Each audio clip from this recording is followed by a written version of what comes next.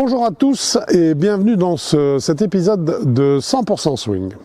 Un épisode aujourd'hui qui va être une initiation aux effets de balle, ou en tout cas qui va tourner autour d'un exercice qui va vous amener à ressentir ces effets, parce qu'en fait, même si mécaniquement vous savez parfaitement comment s'organise un effet volontaire, je pense que le plus difficile n'est non pas d'en comprendre et d'en connaître la mécanique, mais en fait c'est d'en avoir le ressenti.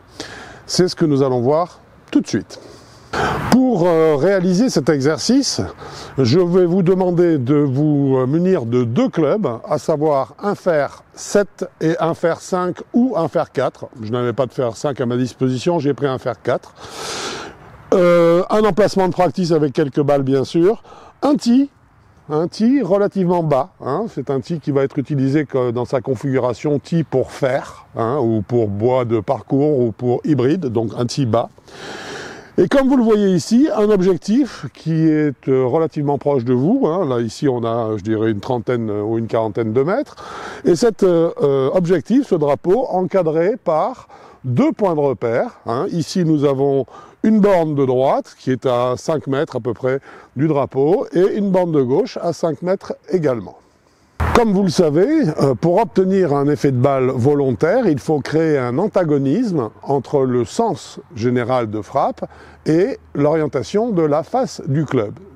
C'est-à-dire qu'en fait, il faut que mes pieds soient orientés dans un sens qui soit différent de celui de ma face de club, afin que la balle parte dans le sens indiqué par mes pieds, puisque c'est mon corps et donc le placement de mes pieds qui va définir le déplacement du club, et qu'il soit percuté par une face de club alignée ailleurs, de façon à ce que la balle prenne un effet sur cette face de club et tourne dans un sens ou dans l'autre.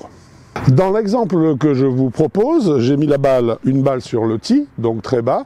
Alors pourquoi est-ce que j'ai mis la balle sur le tee? C'est très simple, c'est pour que vous n'ayez pas à vous préoccuper du contact avec la balle, parce que cet exercice est un exercice sensitif, et que le but du jeu n'est pas de savoir si je suis capable ou non de prendre la balle bien avec le sol, la quantité de sol, le petit niveau qu'il faut, ou le rebond sur le tapis qu'il faut. Non, on va se débarrasser de cette contrainte. On met pour ça la balle sur un tee. Et je vais par exemple, pour commencer, essayer de décider de faire, un premier effet qui parte de la droite et qui aille vers la gauche. L'antagonisme que je vais créer, à ce moment-là, va être très simple. Je vais orienter mes pieds sur une ligne qui pointe vers la borne de droite, donc comme ceci. Et ma face de club, je vais l'orienter quant à elle sur la borne de gauche. Pour cet exercice-là, le club que je vous propose de prendre est le fer 7. C'est un exercice que je vous conseille de pratiquer avec des clubs relativement ouverts. Nous le verrons plus tard. Pourquoi? Parce qu'en fait, quand on essaye de faire un effet de la droite vers la gauche, ce qui est donc le cas, eh bien, la face de club a toujours tendance à être plus fermée que nécessaire, et votre fer 8 ou votre fer 7 va se transformer en fer 6 ou en fer 5. Mes pieds sont donc orientés vers la borne de droite, et ma face de club, quant à elle, va être orientée vers la borne de gauche. Et ma face de club va s'orienter donc vers la borne de gauche. À partir de là, l'exercice que je vous propose est non pas d'essayer de faire un plein swing, ça n'a aucun intérêt. Le but véritablement de notre séance aujourd'hui, c'est de sentir le contact particulier qui existe quand on frappe une balle avec un effet de droite à gauche, ce qui va être le cas tout de suite, par rapport à la sensation qu'on a quand on frappe une balle avec un effet de gauche à droite, c'est ce que nous ferons tout à l'heure. Car cette sensation, c'est elle que vous devez identifier, car c'est elle que vous allez rechercher ensuite quand vous en serez à faire des pleins swings, parce que la sensation ne changera pas. Et qu'on a tendance, comme on le verra, on en parlera plus tard, on a tendance à croire et à s'imaginer que la sensation la plus douce et la plus agréable correspond forcément à un coup juste, alors que c'est faux. Donc l'exercice va être simple, je vais vous demander de ne pas armer vos poignets, je vais vous demander de ne pas faire un geste qui dépasse l'horizontale avec vos bras, je vais vous demander de faire en fait comme un mouvement géant de putter, mais avec un fer 7 en l'occurrence, pour une balle avec un effet de droite à gauche. Les pieds sont orientés à droite, ma face de club sur la cible de gauche, pas de mouvement de poignet, aucun mouvement de poignet, un grand coup de putter, jusqu'à ce que je sente que ma balle part dans un sens et se met à tourner vers l'autre. Là, en l'occurrence, sur cette première balle, la balle est partie trop à droite. Et par contre, j'ai pu observer effectivement qu'elle avait un léger effet rentrant vers la gauche, mais qui n'était pas suffisant. Donc on va encore peaufiner l'exercice.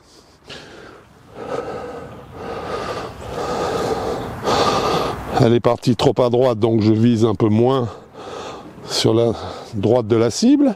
Elle n'a pas tourné assez à gauche, donc j'oriente davantage mon club vers la gauche.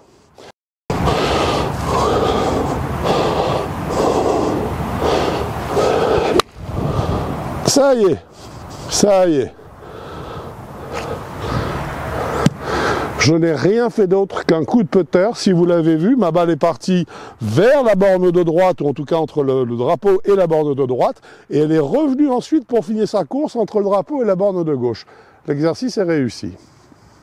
Nous allons maintenant vers la trajectoire inverse. Cette fois-ci, nous voulons que la balle parte à gauche et tourne ensuite vers la droite. Non, ça n'est plus le fer 7 que nous allons utiliser. Nous allons utiliser un fer 4. Pourquoi? Parce que pour une balle qui a un effet de gauche à droite, le loft du club va être augmenté. Et si je prends un club moyen, il y aura tellement de loft que la balle va remonter tout de suite sur le club, et ce qui va totalement anéantir son effet latéral. Donc, orientation du corps, cette fois-ci sur la borne de gauche. Face du club orienté cette fois-ci vers la borne de droite, et je swing dans le sens de mes pieds, c'est-à-dire vers là-bas, toujours demi-mouvement, pas de poignet, un coup de putter géant.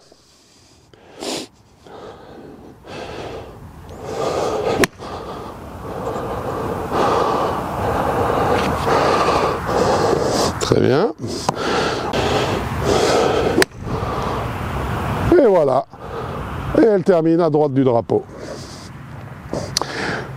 La sensation, et c'est ce que nous essayons de ressentir aujourd'hui, est beaucoup plus douce quand la balle prend un effet de gauche à droite, car le loft augmente et que la balle a un temps de contact qui est plus supérieur avec le club. Elle est plus sèche quand je la percute dans la configuration inverse, orientée vers la droite, club vers la gauche, mais en fait, elle est beaucoup plus juste.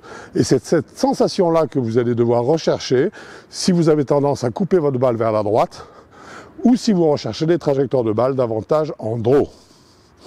Cet exercice, vous pouvez le réaliser à volonté. N'hésitez pas, alternez, soit un coup dans une configuration gauche-droite, un autre droite-gauche, ou au contraire des séries dans un sens et des séries dans un autre.